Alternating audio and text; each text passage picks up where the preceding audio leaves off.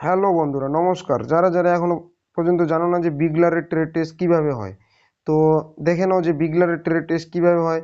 ভিডিওটা লাস্ট পর্যন্ত দেখবা, তারপরেই কমেন্ট করবা যে কি সমস্যা। ঠিক আছে?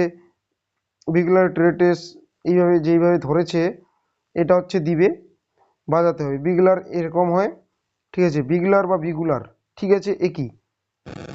এইভাবে বাজাতে হয়। কীভাবে দেখে নাও যে ট্রেড টেস্টে এটাই জিজ্ঞাসা করবে যে বাজাতে হবে, ওখানে একটা দিয়ে দিবে, তো বাজাতেই হবে। ঠিক আছে? কি হারে মুখে নিচে ওটা দেখে নাও যে কি হারে বাজাতে হবে। এটাতে কিন্তু না যে ধরেই বাজাতে হবে, কি হারে মুখে নিচে সেটা হলে দেখে নাও। ঠিক আছে? তো প্র্যাকটিস করেই যেতে হবে, ওটা না যে প্র্যাকটিস ছাড়াই যাব ওখানে গিয়ে বাজিয়ে দিব, কোনো দিনই হবে না। আর যদি হয় সেটা ওটা ভাগ্যের ব্যাপার। ঠিক আছে? তো প্র্যাকটিস করেই যেতে হবে। দেখতে পাচ্ছ যে বিএসএফ আধিকারিক, সিআরপিএফ আধিকারিকগুলো কী হারে বিগুলারটাকে ধরেছে, তো এই হারেই বিগুলারটাকে ধরতে হবে। ঠিক আছে?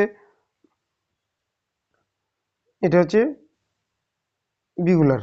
ঠিক আছে? বিগুলার কী হারে বাজাতে হয় এটা একটা জেনে নিলাম। ঠিক আছে? বিগুলারের কাজই হচ্ছে, বিগুলার ওখানে বলবে যে বাজানো আনা চাইয়ে, বাজাতে দিবে। ঠিক আছে?